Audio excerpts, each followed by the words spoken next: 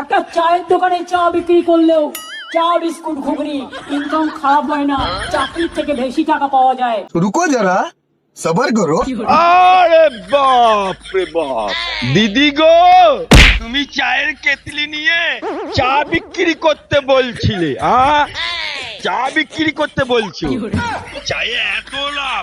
আচ্ছা, রাজ্য সরকারের প্রাইমারি স্কুলের হাই স্কুলের চাকরিগুলো হলো 10 লক্ষ টাকা বিনিময়ে, 7 লক্ষ টাকা বিনিময়ে সাদা খাতা জমা দিয়ে তাদেরকে বাঁচাতে সুপ্রিম কোর্টে কেন যাচ্ছে?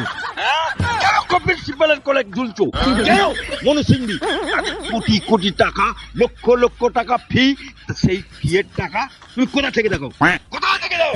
তোর বাপের টাকা?